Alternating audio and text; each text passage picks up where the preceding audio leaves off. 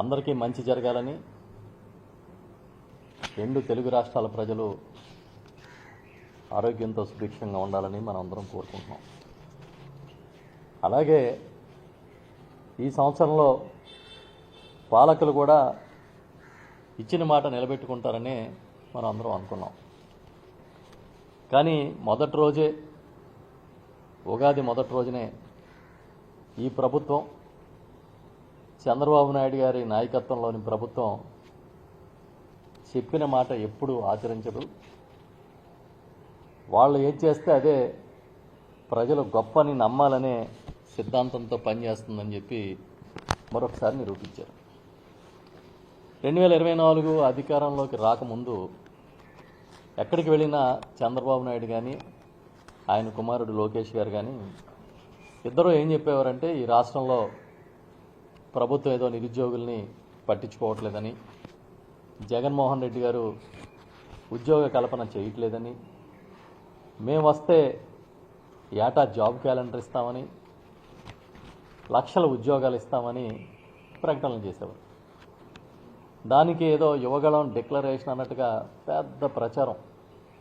మీకు తెలుసు కదా, ప్రచారంలో మన ముఖ్యమంత్రి చంద్రబాబు నాయుడు గారిని కొట్టేవాడే లేడు. ఆ రకంగా ప్రచారం చేసి సంవత్సరానికి 4 లక్షల ఉద్యోగాలు చొప్పున 5 ఏళ్లలో 20 లక్షల ఉద్యోగాలు కల్పిస్తామని ఒక పెద్ద హామీని ఇచ్చారు. తీరా అమల్లోకి వచ్చేటప్పటికి 2024 జూన్లోకి అధికారంలోకి వచ్చినప్పుడు జూన్లో ఆ సంవత్సరం అసలు జాబ్ క్యాలెండర్ మాటే మర్చిపోయారు. ప్రతి ఏటా జనవరి 1న ఇస్తాం అని చెప్పిన వాళ్ళు మొత్తం 2024 అధికారంలోకి వచ్చిన తర్వాత అసలు ఉద్యోగ కల్పన అనే అంశాన్నే మర్చిపోయి మళ్ళీ ఏదో మేము పెట్టుబడులు తెస్తున్నాం, లక్షల ఉద్యోగాలు వస్తాయి, అసలు మమ్మల్ని మించిన వాళ్ళు లేడని వాళ్ళ భుజాలు వాళ్లే చరుచుకునే కార్యక్రమం జరిగేది. దీని మీద ప్రతిపక్షాలు గొంతెత్తడం, ప్రతిపక్ష పార్టీ గట్టిగా నిలదీయడం,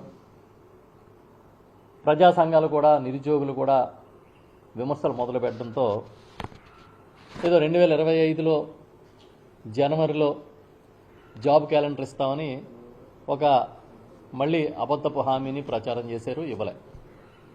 2026 జనవరి 1న ఇస్తామన్నారు, ఇవ్వలేదు. దాని మీద విమర్శలు పెరిగే కొద్దీ ఇప్పుడు నిన్న ఉగాది నాడు జాబ్ క్యాలెండర్ రిలీజ్ చేస్తున్నట్టుగా ప్రకటన చేశారు.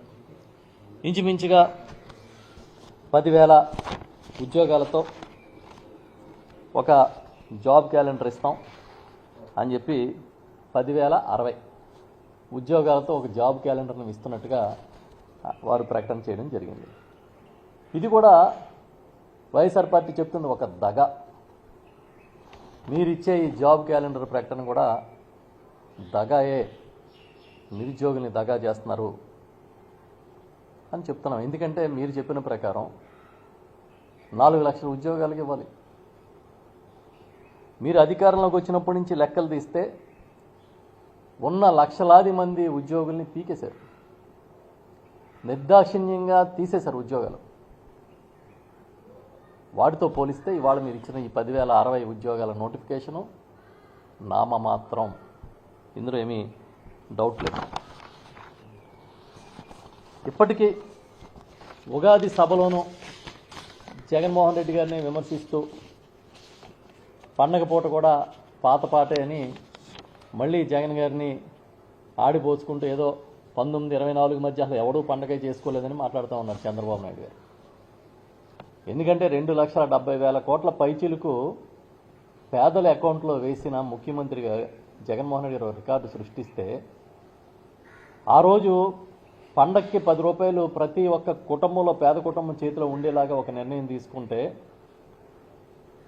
ఆయనకి అది కనపడలే. అంటే పండగ అంటే వాళ్ళ ఇంట్లోనే జరిగితేనే పండగ, చంద్రబాబు చేసుకుంటేనే పండగ, ఆయనకి అధికారం ఉంటేనే పండగ. కాబట్టి మిగతా వాళ్ళు ఎవరు పండగలు చేసుకున్నట్టుగా జగన్మోహన్ రెడ్డి గారిని విమర్శిస్తూ ఉన్నారు. ఇంకా నిన్న ఇచ్చిన ఈ జాబ్ క్యాలెండర్ విషయంలోకి వస్తే ఇప్పుడే నేను చెప్పినట్టుగా 24, 25 ఆ ఊసే ఎత్తలేదు. 26లో ఇవాళ 10,000 60 ఉద్యోగాలకు నోటిఫికేషన్ ఇచ్చి ప్రకటన చేసి అది కూడా 4 విడతల్లో 41 నోటిఫికేషన్లు ఇస్తారంట అక్టోబర్ దాకా. 4 విడతల్లో 41 నోటిఫికేషన్లు ఇచ్చి ఉద్యోగాలు భర్తీ చేస్తామని చెప్పారు. దాంతోపాటు ఇంకా మనం లోపలికి వెళ్తే అసలు వీళ్ళ ఉద్యోగ కల్పన ఏ విధంగా ఉంది అని అంటే 22 నెలల్లో అధికారంలోకి వచ్చిన 22 నెలల్లో చంద్రబాబు నాయుడు గారి ప్రభుత్వంలో తగ్గిన ఉద్యోగుల సంఖ్య, ప్రభుత్వ ఉద్యోగుల సంఖ్య 1,72,000. ఈ 1,72,000 ఉద్యోగుల సంఖ్య తగ్గితే మీరిచ్చే 10,000 ఉద్యోగాలు ఏ మూలకి అని అడుగుతున్నాం మేము. జగన్ గారి హయాంలో ఆయన ముఖ్యమంత్రిగా ఉండగా 2024 మార్చి నాటికి ఉద్యోగుల సంఖ్య ఈ రాష్ట్రంలో 11,79,000 మంది. ఆ తర్వాత చంద్రబాబు గారి పరిపాలనలో 2025 డిసెంబర్ నాటికి ఉద్యోగుల సంఖ్య 10,07,000. ఇది అసెంబ్లీ సాక్షిగా ఆర్థిక శాఖ విడుదల చేసిన ద్రవ్య విధాన పత్రంలోని అంకెలు ఇది. అంటే కూటమి ప్రభుత్వం అధికారంలోకి వచ్చిన తర్వాత 22 నెలల్లో 1,72,000 ఉద్యోగాలు పోయినాయి. ఇంకా మీకు తెలుసు, ఆ రోజు ప్రజల వద్దకు పాలన అనే దానికి నిజమైన అర్థం చెప్తూ ఇంటికే ప్రజాసేవలు అందించాలి, పౌర సేవలు అందించాలని 2,66,000 మంది వాలంటీర్లను నియమిస్తే జగన్మోహన్ రెడ్డి గారు వాళ్ళందరి ఉద్యోగాలు కూడా చంద్రబాబు నాయుడు గారు వచ్చిన తర్వాత తన సహజ సిద్ధ ధోరణిలో తీసేశారు. ఇవి కాకుండా ఇంచుమించుగా ఈ అవుట్సోర్సింగ్ ఉద్యోగుల్ని తీసేశారు, కాంట్రాక్ట్ ఎంప్లాయీస్ని తీసేశారు, లిక్కర్ షాప్స్లో ప్రభుత్వం నిర్వహించిన లిక్కర్ షాప్స్లో ఎంప్లాయీస్ని తీసేశారు. వీళ్లతో పాటు ఇంచుమించుగా మీరు చూస్తే గత ప్రభుత్వంలో అంటే జగన్మోహన్ రెడ్డి గారి హయాంలో ఉన్న ప్రభుత్వంలో 96,675 మంది అవుట్సోర్సింగ్ ఎంప్లాయీస్ ఉన్నారు. ఇది గత ఏడాది డిసెంబర్ నాటికి అంటే 3 నెలల క్రితానికి 87,681 మందికి చేరింది. అంటే 9,000 మంది అవుట్సోర్సింగ్ ఉద్యోగుల్ని నిర్దాక్షిణ్యంగా ఉద్యోగంలోంచి చంద్రబాబు నాయుడు ప్రభుత్వం తీసేసింది. ఇవి కాకుండా జిల్లా పరిషత్తుల్లోనూ, స్థానిక సంస్థల్లోనూ, మున్సిపాలిటీల్లోనూ, ఇవే కాకుండా ఇంచుమించుగా ఫీల్డ్ అసిస్టెంట్స్ వరకు ఉన్న చాలామందిని అవుట్సోర్సింగ్లోనూ కాంట్రాక్ట్లోనూ పనిచేస్తున్న ఉద్యోగుల్ని నిర్దాక్షిణ్యంగా వెళ్ళగొట్టారు. ఇంచుమించుగా ఇవాళ మనం చూసుకుంటే లక్షల్లో ఉద్యోగాలు పీకేసి 10,000 మందికి ఇవాళ జాబ్ క్యాలెండర్ ఇచ్చి పండగ చేసుకోమంటున్నాడు ఆయన. పీకేసినేమో లక్షల ఉద్యోగాలు ఇచ్చేవి 10,000. అవి కూడా ఇస్తారో లేదో, నోటిఫికేషన్లు ఏ రూపంలో వస్తాయో ఎవరికీ తెలియదు. కానీ ఆయన ఏం చెప్తున్నాడు? పండగ చేసుకోమంటున్నాడు.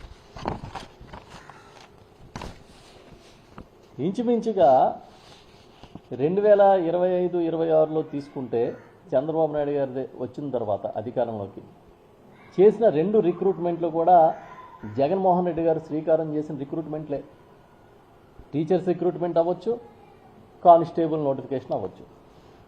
మళ్ళీ దాన్ని ఆపేసి వాటిలో మోడిఫికేషన్స్ చేసామని రీనోటిఫికేషన్స్ ఇచ్చి అవేవో మేమే ఇచ్చామన్నట్టుగా ఈ ప్రభుత్వం బిల్డపిస్తుంది. దీన్ని బట్టి మనకేమర్థమైంది? కొన్ని వాలంటీర్లది 2,66,000, 2,70,000 వాళ్ళని తీసేసాడు. ఇంచుమించు 10,000 మందిని లిక్కర్ షాపుల్లో వాళ్ళని తీసేసాడు. అవుట్ సోర్సింగ్లో పూర్వం నుంచి పనిచేస్తున్న వాళ్ళని తీసేశారు. ఇవి కాకుండా ఖనిజ అభివృద్ధి సంస్థలో పనిచేస్తున్న ఎంప్లాయీస్ని పీకేశారు. జగన్మోహన్ రెడ్డి గారి హయాంలో వేసిన ప్రతి ఒక్క ఎంప్లాయీ ఏదో వైఎస్ఆర్ పార్టీకి సంబంధించిన వాళ్ళు అన్నట్టుగా కక్షపూరితంగా వ్యవహరించి తీసేయడమే కాకుండా అంతకుముందు నుంచి ఉన్న వాళ్ళలో కూడా ఏరి కోరి చాలామందిని ఇళ్లకు పంపించేశారు. ఆ చిరు ఉద్యోగులు ఇవాళ రోడ్డు మీద పడిపోయారు.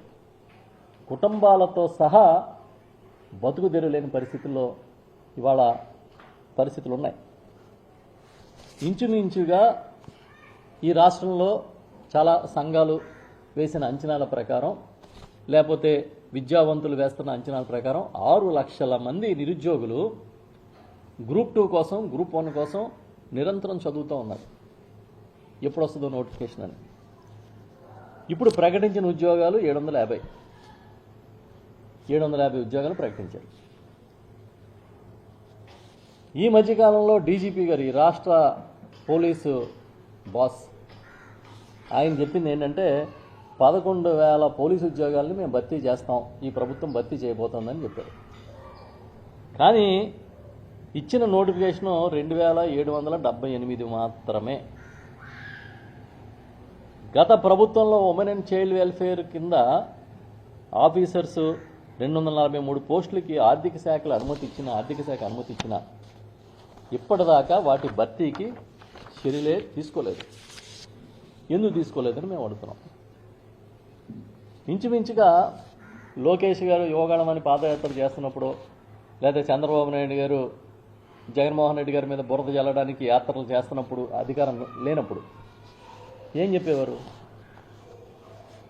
గ్రూప్ 1, 2 పోస్టులు ఈ రాష్ట్రంలో 2,000 ఖాళీగా ఉన్నాయని చెప్పారా లేదా? ఇంజనీరింగ్ పోస్టులు, ఇంజనీర్లు వివిధ శాఖల్లో 20,000 పోస్టులు ఖాళీగా ఉన్నాయని మీరే చెప్పారా లేదా? ఇప్పుడు టీచర్ పోస్టులు 25,000 ఉన్నాయని గతంలో మీరు మాట్లాడారా లేదా? మరి మీరు చెప్పిన అంకెలే కదా ఇవన్నీ. ఆ ఖాళీలన్నీ మీరు ఎందుకు భర్తీ చేయట్లేదు? చెప్పండి. పీకేసిన వేల లక్షల ఉద్యోగాలతో పోలిస్తే మీరిచ్చే 10,000 ఉద్యోగాలు ఏ మూలకి? లెక్క ప్రకారం మీరు 2 ఏళ్ళు మంగళం పాడేశారు మీ హామీకి, జాబ్ క్యాలెండర్ హామీకి. ఇది 3వ సంవత్సరం. ఇంకే 2026 పోతే మీరు ఇవ్వగలిగిన నోటిఫికేషన్లు 2, అంటే 2027, 28. పోను 15,000 ఉద్యోగాలకి ఇస్తే మొత్తం మీరు కల్పించిన ఉద్యోగాలు ఎన్ని చెప్పండి? గట్టిగా తిప్పి కొడితే 30,000 ఉండవు. దీనికి మీరు చేసే పబ్లిసిటీ, మీరు చేసే బిల్డప్, మిమ్మల్ని మోసే మీడియా బిల్డప్ చూస్తుంటే ఈ దేశంలో పెద్ద ఉద్యోగ కల్పన జరుగుతున్న ఆంధ్రప్రదేశ్ రాష్ట్రం మిగతా వాళ్ళకి ఆదర్శం అన్నంత బిల్డప్ ఇచ్చేస్తున్నారు. ఇంచుమించుగా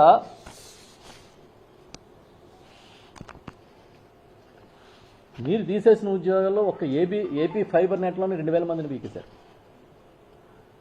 ఒక్క ఏపీ ఫైబర్ నెట్లో. ఇదే కాదు, ఉపాధి హామీ పథకం ఇవాళ పుట్టిన పథకం కాదు, అది దశాబ్దాలుగా జరుగుతున్న పథకంలో ఫీల్డ్ అసిస్టెంట్లుగా పనిచేస్తున్న వాళ్ళని 2,360 మందిని నిర్దాక్షిణ్యంగా తొలగించారు.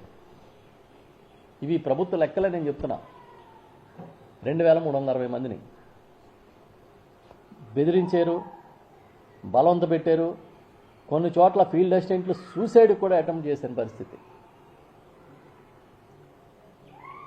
వాళ్ళందరినీ కూడా పీకేసి మీకు కావాల్సిన వాళ్ళని వేసుకునే ప్రయత్నం చేస్తూ ఉన్నారు. First time in the history ఈ దేశంలో ఇంటికి రేషన్ పంపించే విధానాన్ని వచ్చింది ఆనాటి ముఖ్యమంత్రి గౌరవనీయులు జగన్మోహన్ రెడ్డి గారు. ఎండియు ఆపరేటర్స్ని పెట్టారు, మొబైల్ డిస్పెన్సరీ యూనిట్స్ని పెట్టి రేషన్ ఇంటికే పంపించారు. ఆ వ్యవస్థ మంగళం పాడేసి ఇంచుమించుగా 9,260 మందిని రోడ్డు ఎక్కించారు. వాళ్ళని పీకేశారు.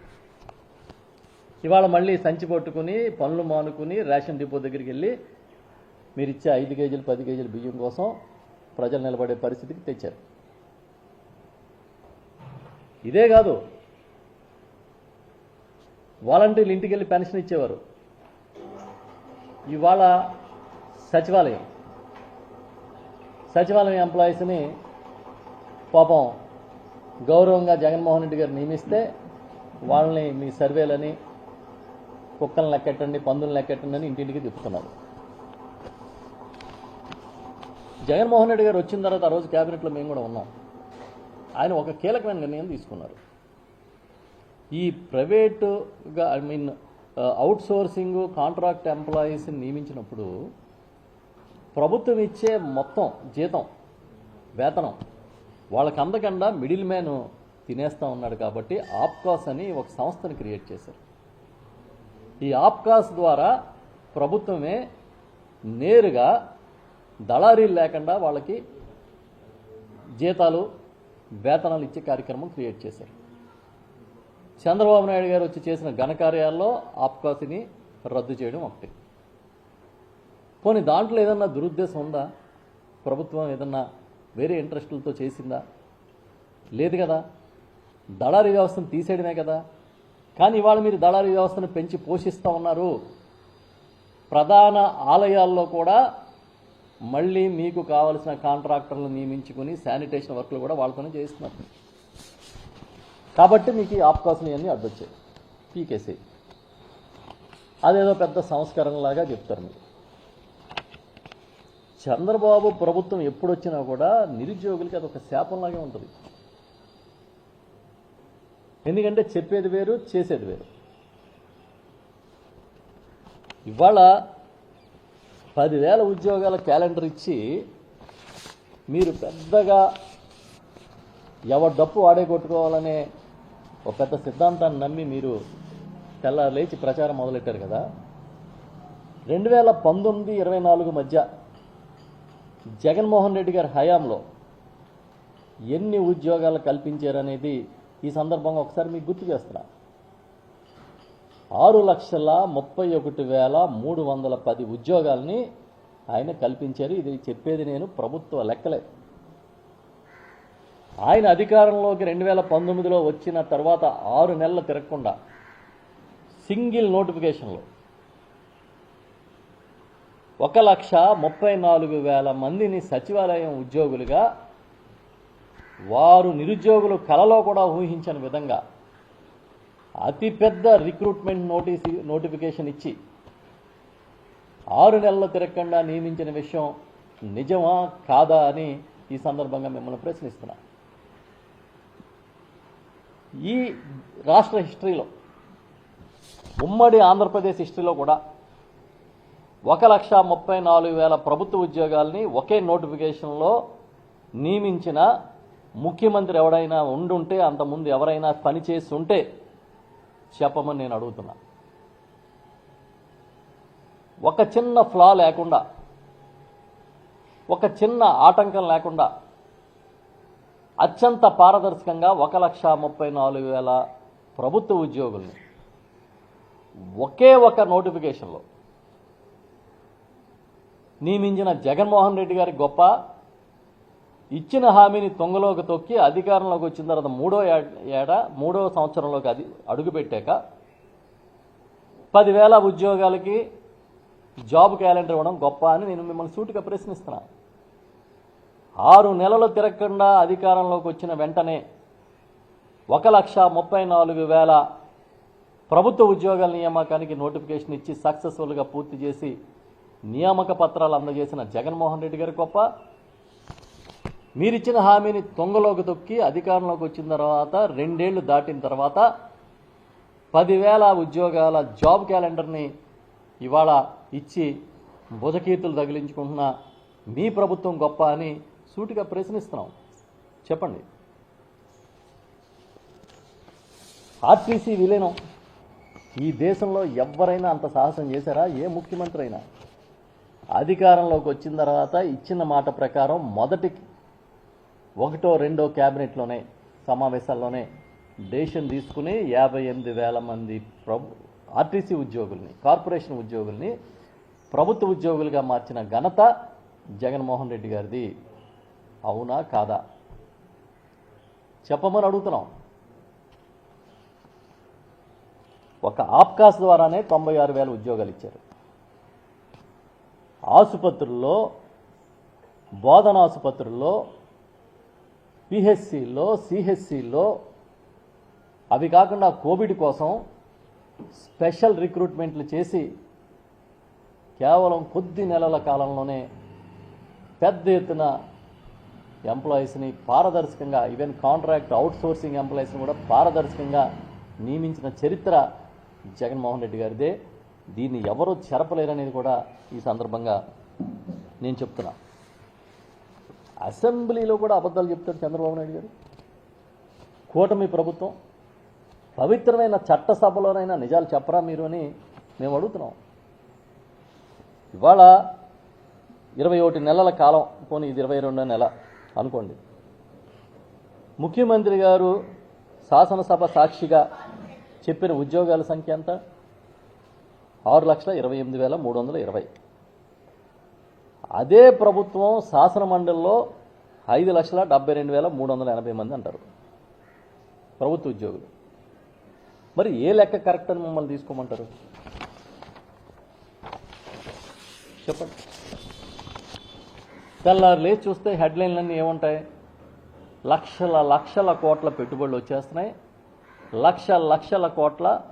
లక్షల ఉద్యోగాలు ఆల్రెడీ ప్రజలకు వచ్చేసినాయి, నిరుద్యోగులకు వచ్చినాయి అని చెప్తున్నారు. జనవరి 26న ఎన్డీటీవీకి చంద్రబాబు నాయుడు గారు ఒక ఇంటర్వ్యూ ఇచ్చారు, ఒక స్పెషల్ ఇంటర్వ్యూ. ఆ రోజు ఆ టీవీ ఇంటర్వ్యూలో ఆయన ఏం చెప్పారు? 18 నెలల కాలంలో దాదాపు 20 లక్షల కోట్ల పెట్టుబడులు తెచ్చాను, ఆ మొత్తం 23 లక్షల కోట్ల ఉద్యోగాలని తెచ్చింది రాష్ట్రానికి అని, 23 లక్షల ఉద్యోగాలను తెచ్చింది రాష్ట్రానికి అని చెప్తారు. అసలు ఏదైనా సంబంధం ఉందా? ఉన్న ఉద్యోగాలు పీకేసి మీరు తీసుకున్న నిర్ణయాల వల్ల చివరికి నిర్మాణ రంగం కూడా కుదేలైపోయి దినసరి పనిచేసే బిల్డింగ్ వర్కర్స్ కూడా పనిలేని పరిస్థితుల్లో, దిక్కుదోచని స్థితిలో మార్కెట్లు కుప్పకూలిపోతే ఈ రాష్ట్రం బ్రహ్మాండంగా ఉందని చెప్పుకోవడానికి మీకేం అనిపించట్లేదా చంద్రబాబు నాయుడు గారు? మీ సీనియారిటీకి ఏమనిపించట్లేదా అని నేను అడుగుతున్నా. ఇలా ఎన్నాళ్ళు మోసాలు చేస్తారు? 2024 అంటే అధికారం రాకముందు, అంటే ఇంకా అధికారం 3-4 నెలల్లో వస్తుంది అనగా, అంటే జూన్లో కదా అధికారం వచ్చింది, మార్చి ఏప్రిల్లో ఉగాది వచ్చి ఉంటుంది. అప్పుడు చంద్రబాబు నాయుడు గారు ఏం స్టేట్మెంట్ ఇచ్చారా అని తీసా. మేము తీసి చూస్తే ఆ రోజు మాట్లాడిన దాంట్లోంచి ఒక ఇంట్రెస్టింగ్ పేరా నేను చదువుతున్నా. ఈరోజు పవిత్ర ఉగాది పండుగ, వాలంటీర్లకు తీపి కబురు చెబుతున్నాను.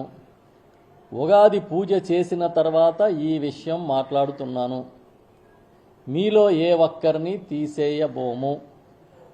మీకు ఇప్పుడు ఇచ్చే దానికంటే ఇంకా బాగా మెరుగ్గా 5,000 కాదు 10,000 గౌరవ వేతనం ఇస్తాం. మా కూటమి ఈ హామీ ఇస్తుంది అని చంద్రబాబు నాయుడు గారు 2024 ఉగాదిలో చెప్పిన సందేశం, హామీ. వచ్చిన తర్వాత, అధికారంలోకి వచ్చిన తర్వాత అసలు వాలంటీర్ వ్యవస్థ ఎక్కడుంది అన్నాడు ఆయన. ఎవడిచ్చాడు జీవో అన్నాడు. ఉంటే చూపించమంటున్నారు కూటమి పెద్దలందరూ. ఈ పెద్దలు ఏం చెప్తారంటే వాలంటీర్ల వల్లనే 30,000 మంది అమ్మాయిలు మిస్ అయిపోయారని చెప్తారు. ఉంటే చూపించండి మళ్ళీ వాళ్ళే అంటారు. అలా చంద్రబాబు నాయుడు గారికి ఉగాది పండగ పూట పూజ చేసుకుని చెబుతున్నాను అని 2,66,000, 2,70,000 మందికి ఇచ్చిన ఒక హామీని మీరు నిలబెట్టుకోలేక ఇవాళ ఒక వ్యవస్థనే గాలికి వదిలేసి నిరంతరం ఈ విధంగా ఆ రోజుకి హెడ్లైన్లు టచ్ చేసేలాగా మన పత్రికలు, మన ఛానల్స్ మనల్ని కీర్తించేలాగా మాట్లాడితే సరిపోతుందా అని అడుగుతున్నా. మేము అడుగుతున్నాం డైరెక్ట్గా. సూపర్ 6 సూపర్ హిట్ ఎలాగయ్యింది చంద్రబాబు గారు చెప్పమని అడుగుతున్నాం. అలా అంటే ఆయన ఏం చెప్తారంటే, ఆడబిడ్డ నిధి ప్రతి నెల 1,500 మహిళలకు ఇస్తానన్నదేమో P4కి టైఅప్ చేశాం, స్కిల్ డెవలప్మెంట్కి నిరుద్యోగ వృత్తిని టైఅప్ చేశాం, ప్రతి నెల 3,000 ఇస్తానన్న నిరుద్యోగ భృతి స్కిల్ డెవలప్మెంట్కి టైఅప్ చేసాం కాబట్టి ఇచ్చినట్టు భావించండి అని చెప్తాను ఆయన. ఇచ్చినట్టు భావించకపోతే ఎవరైనా ఇంకా సూపర్ 6 ఇవ్వలేదంటే వారి నాలుక మందం అని ఒక స్టేట్మెంట్ ఇచ్చాడు ఆయన. నేను అడుగుతున్నా, ఈ రాష్ట్రంలో 18 ఏళ్ళ నుంచి 59 ఏళ్ళు ఉన్న స్త్రీమూర్తులందరినీ, మహిళా శక్తిని మీకు ఎవరికైనా నెలకి 1,500 అందుతున్నాయా? ఈ రాష్ట్రంలో వేలాది నిరుద్యోగులు, లక్షలాది నిరుద్యోగులు ఉన్నారు. మీకు ఎవరికన్నా ఒక్క నిరుద్యోగి కన్నా 3,000 రూపాయల చొప్పున మీకు నిరుద్యోగ భృతి ఇచ్చారా? ఈ రెండు సూపర్ 6 హామీలే కదా. పోనీ అరకొరగా అమలు చేస్తున్న మీ అన్నదాత సుఖీభవ, లేకపోతే తల్లికి వందనం కాసేపు పక్కన పెట్టి మాట్లాడదాం. ఈ రెండిట్లో ఎవరికన్నా మీరు ₹1 అకౌంట్లో వేశారా? వేయకుండా దీన్ని స్కిల్ డెవలప్మెంట్కి టైఅప్ చేసాం, దాన్ని తెలుగుదేశానికి టైఅప్ చేసాం అంటే ఎలాగ అవుద్ది? దేనికి ఏది టైఅప్ చేయడం కాదు, మన హామీ ఎంతవరకు టైఅప్ అయిందనేది. 2019లో ఇంతకుముందే నేను చెప్పా, అధికారంలోకి వచ్చిన వెంటనే జగన్మోహన్ రెడ్డి గారు అంతకుముందు ఏం హామీ ఇవ్వలేదు. ఆయన గ్రామ సచివాలయంలో ఇన్ని లక్షల మందిని ఉద్యోగులు నియమిస్తానని కానీ, వాలంటీర్లు నియమిస్తామని కానీ, అయినా సరే నియమించారు. ఇది కాకుండా ఇంచుమించుగా అన్నీ కలిపి కాంట్రాక్టు, గవర్నమెంట్ ఉద్యోగాలు అన్ని లెక్కలు వేసుకుంటే మా ప్రభుత్వ హయాంలో, వైఎస్ఆర్ హయాంలో 5 ఏళ్లలో 6,31,310 ఉద్యోగాల కల్పన జరిగింది. ఇంకా చెప్తా, ఈ మధ్యకాలంలో 2023-24 సోషియో ఎకనామిక్ సర్వే రిలీజ్ అయింది. దీన్ని టేబుల్ చేస్తారు అసెంబ్లీలో. ఆ ప్రకారం తీసుకుంటే లార్జ్ అండ్ మెగా ఇండస్ట్రియల్ సెక్టార్లో 102,000 ఉద్యోగాలు ఇవ్వడం జరిగింది. ఎంఎస్ఎంఈ సెక్టార్లో 32,79,970 ఉద్యోగాలు ఇచ్చాం. అలా మొత్తంగా వైఎస్ఆర్ పార్టీ ప్రభుత్వ హయాంలో 5 ఏళ్లలో 40 లక్షల ఉద్యోగాలు ఇచ్చినట్టుగా మేము ఆధార్ నెంబర్తో సహా చెప్తాం మేము. ఇందులో దాపరికం ఏం లేదు. ఎవరెవరికి ఇచ్చామో ఆ రోజు ఎంఎస్ఎంఈని ప్రోత్సహించడం ద్వారా కానీ, పెట్టుబడుల్ని ఆకర్షించడం ద్వారా కానీ, నిజానికి మాకున్న సమయం 5 ఏళ్లలో 2 ఏళ్ళు కోవిడ్లో పోయింది. 3 ఏళ్లే ఈ ప్రభుత్వం చాలా వేగంగా పనిచేసిన పరిస్థితులు. కానీ ఇంచుమించు 40 లక్షల ఉద్యోగాల కల్పన జరిగింది. ఇదే ఆర్టీఐ కింద, సమాచార హక్కు చట్టం కింద తీసుకున్న మరొక ఇన్ఫర్మేషన్ కూడా ఈ సందర్భంగా మీకు చెప్తా. 2014-19 మధ్య, అంటే చంద్రబాబు నాయుడు గారు రాష్ట్ర విభజన తర్వాత తొలి ముఖ్యమంత్రిగా అధికారంలో ఉన్నప్పుడు అతి భారీ పరిశ్రమలకు సంబంధించిన పెట్టుబడులు ఈ రాష్ట్రానికి 50,708 కోట్లు మాత్రమే వచ్చాయి. వాటి ద్వారా 84,333 ఉద్యోగాలు మాత్రమే వచ్చాయి. ఇది మీరు వైఎస్ఆర్ పార్టీ హయాంలో జగన్మోహన్ రెడ్డి గారు ముఖ్యమంత్రిగా ఉన్న కాలాన్ని బేరీజు వేయండి. మా హయాంలో 2019-24 మధ్య 69,799 కోట్ల పెట్టుబడులతో పరిశ్రమలు ఏర్పాటయ్యాయి. వాటి ద్వారా 90,230 ఉద్యోగాలు కల్పించడం జరిగింది. ఎప్పుడు 2 ఏళ్లు కోవిడ్లో ఈ రాష్ట్రమే కాదు దేశం మొత్తం లాక్డౌన్లో ఉన్న సమయం తీసేస్తే, దీన్ని బట్టి మీకు ఏమర్థమైంది? ఒక నిజం గడప దాటేలోపు అబద్ధం ఊరి చుట్టూ వస్తుందని ఒక సామెత ఉంది. అలాగే జగన్మోహన్ రెడ్డి గారు చేసిన మంచి పనులు, అభివృద్ధి, సంక్షేమం, సంస్కరణలు ప్రచారం చేసుకోలేక ఆ నిజం గడప దాటేలోపు చంద్రబాబు నాయుడు గారు చేసిన అబద్ధాలన్నీ కూడా ఈ రాష్ట్రాన్ని చుట్టేసినాయి. చివరికి భూములు లాగేసుకుంటారు, జగన్మోహన్ రెడ్డి గారు వస్తే ఏగో పాస్బుక్ మీద ఫోటో వచ్చిందన్నంత వరకు దుష్ప్రచారం చేశారు. ఇంత అబద్ధాలని, అభూత కల్పల్ని ప్రచారం చేయడమే కాదు, ఇంకా చెప్పాలంటే నా దగ్గర చాలా ఇన్ఫర్మేషన్ ఉంది. ఇవాళ చాలా ఆసక్తికరంగా ఇంకొక ఇన్ఫర్మేషన్ కూడా చెప్పాలి మనకి. The richest chief minister of India అని మీరు కొట్టండి గూగుల్లో, చంద్రబాబు నాయుడు గారి పేరు వస్తుంది టాప్. అలాగే టాప్ 10 రిచెస్ట్ ఇండియన్ మినిస్టర్స్ అని సెర్చ్ చేయండి. చేస్తే 10 మందిలో 4 తెలుగుదేశం పార్టీ వారు వస్తున్నారు. అందులో 2 ముఖ్యమంత్రి గారు, వారు తనయుడు, మరొకరు కేంద్ర మంత్రిగా ఉన్న పెమ్మసాని చంద్రశేఖర్ గారు, మరొకరు రాష్ట్ర మంత్రిగా ఉన్న నారాయణ గారు. ఓవరాల్గా దేశంలో టాప్ 10 మినిస్టర్స్, రిచెస్ట్ మినిస్టర్స్లో వీళ్ళ 4 పేర్లు వస్తున్నాయి. తప్పులేదు.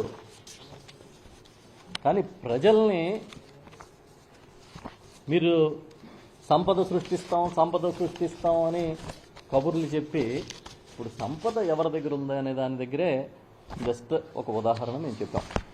సరే, ఇంకా దీని పక్కన పెడితే ఇంకా చాలా చిత్రమైన విషయాలు. ఈ రాష్ట్రంలో పరిపాలనని గాలికి వదిలేశారనడానికి నేను 2-3 ఉదాహరణలు చెప్తాను. ఇవాళ రైతులు ఏ పరిస్థితి వచ్చిందంటే, ఇవాళ ఆంధ్రజ్యోతిలోనే ఒక వార్త వచ్చింది. చివరికి ఆంధ్రజ్యోతిలో కూడా ఆందోళన చెందుతూ వార్త రాశారు. ఏంటి, శనగ రైతుల పరిస్థితి ఏమాత్రం బాగాలేదు, కేంద్రం దిగుమతి సుంకాన్ని తగ్గించేసి దిగుమతులకు అనుమతి ఇవ్వడం వల్ల మన రాష్ట్రంలో రైతాంగం మొత్తం శనగ రైతులు నష్టపోతున్నారు, మార్కెట్ కూడా అరకరగా కొంటోంది, 5,875 రూపాయలు ఎంఎస్పి ప్రకటిస్తే కనీసం 5,000 కూడా మార్కెట్లో కొనే పరిస్థితి లేదు. పోనీ రైతు దాచుకుందామంటే కోల్డ్ స్టోరేజీలు లేవు, ఉన్నా కూడా కోల్డ్ స్టోరేజీల్లో దాచి దాన్ని అమ్మితే గిట్టుబాటు కాదు. ప్రభుత్వాలు 2 కూడా ఇవాళ చోద్యం చూస్తున్నాయి. ఇది ఒక్క శనగ రైతుల బాధే కాదు, మీరు ఏ పంట పండించే రైతాంగందన్నా సేమ్ స్టోరీ. వందలాది మంది రైతులు ఈ ఒక్క సంవత్సరంలో, గడిచిన సంవత్సరంలో ఆత్మహత్యలు చేసుకున్నారు. ఈ రాష్ట్రంలో రైతు కూలీలు ఆత్మహత్యలు చేసుకున్నారు. కనీసం ఒక్కసారైనా సరే వ్యవసాయం ఏమైనా సంక్షోభంలోకి వెళ్ళిపోతుందా అనేది మీరు ఎప్పుడైనా చూసారా? ఒక సమీక్ష చేసి పరిస్థితులను అదుపు చేసే కార్యక్రమం చేశారా? మన రాష్ట్రంలో కొన్ని ప్రాంతాలు ఉన్నాయి, ప్రకాశం, నెల్లూరు, అప్లాండ్స్, లేకపోతే గుంటూరు, పల్నాడు ప్రాంతాల్లో ఇవాళ టొబాకోకి గత ఏడాది ధరలు పడిపోయినాయి, పొగాకుకి. ఇది కాకుండా హెచ్డి బర్లీ పొగాకుని నిషేధించారు. రైతులు ఏం చేయాలో తెలియక శనగ వేశారు. సాధారణ విస్తీర్ణం 8 లక్షలు అయితే 10 లక్షల ఎకరాల్లో శనగ పండించారు. దిగుబడులు బాగా వచ్చినాయి. కనీసం ఒక మార్కెట్ ఇంటర్వెన్షను లేదంటే ఒక బోనస్ ఎందుకు ప్రకటించలేకపోయారు చంద్రబాబు నాయుడు గారు అని నేను సూటిగా అడుగుతున్నా. అదే జగన్మోహన్ రెడ్డి గారు శనగలకు సంబంధించిన రైతులకి మీ ప్రభుత్వ హయాంలో నష్టపోతే ఆ మొత్తాన్ని కూడా ఆ రోజు ఆ పరిహారాన్ని అందించిన మాట కడప, కర్నూలు తదితర ప్రాంతాల్లో నష్టపోయిన రైతులకి సుమారు 100 కోట్లకు పైగా రూపాయలని వారి అకౌంట్లో వేసిన మాట నిజమా కాదా అని అడుగుతున్నా. మీరు వ్యవసాయాన్ని గాలికి వదిలేసి ఇటు వినియోగదారులను కూడా గాలికి వదిలేశారని నేను ఇంకొక ఉదాహరణ చెప్తా. ఇప్పుడు పండించేవాడేమో ఏదో సామెత ఉంది, అమ్మబోతే అడివి కొనబోతే కొరివి అని. పండించేవాడికి రేటు రాదు, దిక్కుమొక్కు లేదు, అమ్మేవాడికి అమ్ముకునే స్థితి లేదు, కొనేవాడు కొనే పరిస్థితి లేదు. ఇవాళ అదే ఆంధ్రజ్యోతిలో ఒక ఆసక్తికరమైన వార్త వచ్చింది. 15 రోజుల వ్యవధిలో ఈ రాష్ట్రంలో వంట నూనెల ధరలు అమాంతంగా పెరిగిపోయినాయి. కేజీకి 40 రూపాయలు యావరేజ్ని పెరిగింది వంట నూనెలు. పామ్ ఆయిల్, వేరుశనగ నూనె, sunflower oil, rice bran oil, ఏ ఆయిల్ అన్నా తీసుకోండి ఇంచుమించుగా కేజీకి 40 రూపాయలు యావరేజ్న పెరిగిపోయిందని ఒక వార్త వచ్చింది. దీనికి యుద్ధానికి లింకులు పెడుతున్నారు. అసలు యుద్ధానికి ఈ వంట నూనెలకి సంబంధం ఉందా? ఇరాన్, ఇజ్రాయెల్, అమెరికా యుద్ధానికి ఈ గల్ఫ్లో జరుగుతున్న పరిణామాలకి అక్కడెక్కడి నుంచన్నా మనకి దిగుమతి అవుతుందా ఆయిల్, తినే ఆయిల్? పోనీ ఏదో ఆ క్రూడ్ ఆయిల్ సంక్షోభం వస్తుంది, గ్యాస్ సంక్షోభం వస్తుందంటే ఓకే, ఆ దేశాలని ద్వారా సప్లై రావాలి కాబట్టి కష్టాల్లో ఉన్నాం, ఆ యుద్ధం ఎఫెక్ట్ మనకే వస్తుందేమో అని అనుకోవచ్చు. మరి వంట నూనెల ధరలు ఎందుకు పెరిగినాయి అనేది ప్రభుత్వానికి చీమ కుట్టినట్టనే ఉందా? 40 రూపాయలు 15 రోజుల్లో పెరిగిపోతే ఒక పక్క పండగలు, ఉగాది, రంజాన్ లాంటి పండగలు, ఇంకో పక్క శ్రీరామనవమి, ఇది దాటితే పెళ్లిళ్ళ సీజను. మరి మీరు వినియోగదారులను కూడా గాలికి వదిలేసినట్టే కదా. రైతుల్ని గాలికి వదిలేశారు, వినియోగదారులని గాలికి వదిలేశారు. ఈ రాష్ట్రంలో మీరు గాలికి వదిలేని రంగం ఏదుందో చెప్పండి. ఉగాది నాడే మీరు ఇచ్చిన జాబ్ క్యాలెండరు కథ ఏంటో, కమామిషి ఏంటో ఇప్పుడే నేను చెప్పా. పోయిన ఉద్యోగాల్లో కనీసం 10% కూడా మీరు ఇవ్వలే. 1,72,000 ప్రభుత్వ ఉద్యోగాలు అంకెల ప్రకారం మాయమైపోయినాయి. మీరు ఇచ్చింది 10,000కి. జగన్మోహన్ రెడ్డి అధికారంలోకి వచ్చిన వెంటనే ఇచ్చిన 1,34,000 ప్రభుత్వ ఉద్యోగాల నోటిఫికేషను, అధికారంలోకి వచ్చి 2 ఏళ్ళ తర్వాత మీరు ఇచ్చే 10,000 నోటిఫికేషను. ఇంకా మీరే గొప్ప అంటారు, మీరే నిష్ణాతులు, మీరే అనుభవజ్ఞులు, అన్నీ మీరే అంటారు. మరి ఇవాళ ఈ రాష్ట్రంలో జరుగుతున్న పరిస్థితులు ఏంటి? నమ్మడానికి ప్రజలు సిద్ధంగా ఉన్నారని మీరు అనుకుంటున్నారా? మేము ఒకటే చెప్తున్నాం, మీ ప్రతి కార్యక్రమాన్ని, ప్రతి వ్యవహారాన్ని ఒక ప్రతిపక్ష పార్టీగా, వైఎస్ఆర్ పార్టీగా, మా నాయకుడు జగన్మోహన్ రెడ్డి గారి నాయకత్వంలో మేము తప్పకుండా ప్రజల్లోకి తీసుకెళ్తాం, ప్రజల కోసం పనిచేస్తాం, ప్రజల కోసం ఉద్యమాలు చేస్తాం. నిన్ననే ఉగాది నాడు ఒక పేరెంట్స్ వచ్చి కలిశారు నన్ను. 90,000 రూపాయలు ఫీజు కట్టకపోతే రేపు హాల్ టికెట్ ఇవ్వమంటున్నారు ఒక ఇంజనీరింగ్ కాలేజీలో. మాకు ఆందోళనగా ఉంది, ఫీజు రియంబర్స్మెంట్ సంగతి మాకు సంబంధం లేదు, మీరు డబ్బులు కడితే మేము హాల్ టికెట్ ఇస్తామంటున్నారు, మా అమ్మాయి పరిస్థితి ఏంటి, మీరేమైనా మాట్లాడతారా అని నిన్ననే ఒక తల్లిదండ్రులు నన్ను వచ్చి కలిశారు. ఇంకా ఏం చెప్పమంటారు? ఇవాళ సగం పైగా 3 వంతుల ఆసుపత్రుల్లో ఆరోగ్యశ్రీ సేవలు అందట్లేదు. ఏం చేయాలో తెలియని దిక్కుతోచని స్థితిలోకి పడిపోయారు. మరో పక్క ప్రభుత్వ వైద్యశాలలకి, ప్రభుత్వ ఆసుపత్రులకి మందులు కూడా సప్లై కావట్లేదని పత్రికల్లో, మీకు నచ్చే పత్రికల్లోనే వార్తలు వస్తున్నమాట నిజమా కాదా?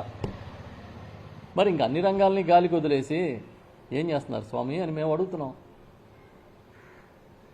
చెప్పాలి కదా మీరే. మీ జాబ్ క్యాలెండర్ అంటే పాపం నిరుద్యోగులు అనుకున్నారో 1,00,000 ఉద్యోగాలకో 50,000 ఉద్యోగాలకో నోటిఫికేషన్ వస్తుంది, మనం కష్టపడి చదువుకి ఒక సార్థకత ఉంటుందని అనుకున్నారు. కానీ మీ ఒరిజినాలిటీ మళ్ళీ బయటపడుతుంది. మీరు తీసేసిన ఉద్యోగాల్లో కనీసం ఒక 5%, 10% కూడా నోటిఫికేషన్ ఇవ్వలే. ఉద్యోగులకి జీతాలు రావు, పిఆర్సీ లేదు, వేసిన పిఆర్సీ చైర్మన్ని తీసేశారు, డిఎల్ లేవు, ఎవరు చెప్పుకోవాలో తెలియని పరిస్థితుల్లో వాళ్ళున్నారు. కాబట్టి ఈ పరాభవన సంవత్సరంలో, పరాభవం అంటే వేరే అర్థం చెప్తున్నారు పండితులు, దాన్ని పక్కన పెడితే మాకు తెలిసిన పరాభవం ఏంటంటే అవమానం అని కదా. ఆ అవమానం లేకుండా ప్రజలకి మీరు ఇచ్చిన హామీలని నిలబెట్టుకొని మీరు కూడా అవమానం పొందకుండా ఉంటే మంచిదని మేము చెప్తాం.